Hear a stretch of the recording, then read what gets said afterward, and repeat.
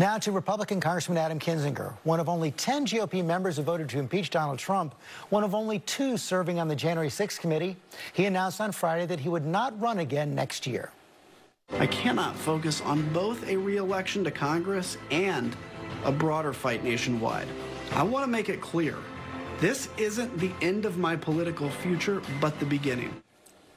And Congressman Kinzinger joins us now. Thank you for joining us this morning, Congressman. What is that broader fight? How are you going to take it on? Yeah, look, the broader fight, you can in the House as hard as you can, fight to try to tell the truth. You can fight against the cancer in the Republican Party of lies, of conspiracy, of dishonesty.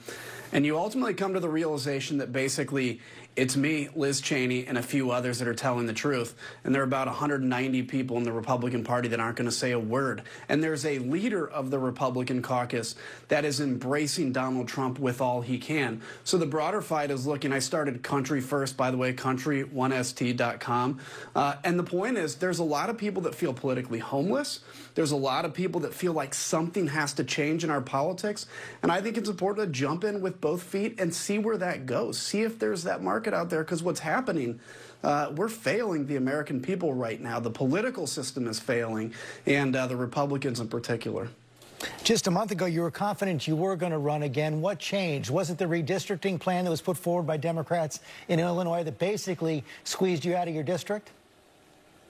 Yeah, it's a couple things. Look, it's sitting back and saying, okay, what happens if I win again? I go back.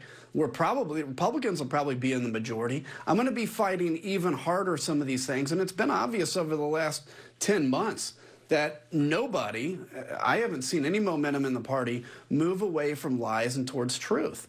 And the other thing is, keep in mind, George, 10 years ago, the Democrats in Illinois came after me and drew me in with an incumbent Republican, and they did it again. I'm not complaining. It's redistricting. I get it. It's being done and abused everywhere.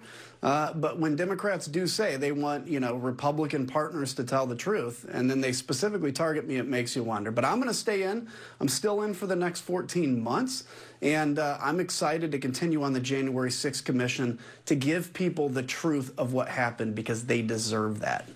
President Trump took a victory lap after your announcement. He said 2 down, 8 to go, referring to the 10 Republicans, House Republicans, who voted to impeach him. You know, a month ago when Anthony Gonzalez, one of the other 10, said he wasn't running again, you said that was a win for President Trump. Did you hand him another win? Potentially, but I don't think it was my decision that would hand Donald Trump a win. I think it's the situation we find ourselves in. Here's an interesting thing. Like, Donald Trump, he puts out, I think he said 2 down, 8 to go. That's about the only ink he gets from that. He's kind of just tweeting or press releasing from Mar-a-Lago. But I actually think what's going on here is, if he runs in 2024, he'll be the front runner, no doubt. But I think the Republican establishment now, whether it's the NRCC, whether it's Kevin McCarthy, have held on to Donald Trump. They have continued to breathe life into him. And so actually, it's not really handing a win as much to Donald Trump as it is to the cancerous kind of lie and conspiracy, not just wing anymore, but mainstream argument of the Republican Party. This is not on, the 10 of us that voted to impeach. It's not on Liz Cheney and I to save the Republican Party. It's on the 190 Republicans who haven't said a dang word about it, and they put their head in the sand and hope somebody else comes along and does something. And that seems to be solidifying. Chuck Grassley, 88 years old, senator from Iowa, is running again this year. He was quite critical of the president after the January 6th insurrection. But here's what he said just last month in Iowa after he endorsed President Trump and received his endorsement. Didn't accept the endorsement of a person that's got 91% of the Republican voters in Iowa. I wouldn't be too smart. I'm smart enough to accept that endorsement. That's mainstream view. Oh, yeah. I mean, it's very telling. And if you're in politics, solely to be in politics and not to fight for something broader, it's a very logical position to take. Where I'm optimistic, I think we have to go through pretty low points in a country to really, in every time in history, to emerge in a better way. I got to tell you, Georgian, there have been thousands of people, tens of thousands, close to hundreds of thousands that have reached out that feel politically homeless as well. And that's what Country First is about. It's not even about leaving the party.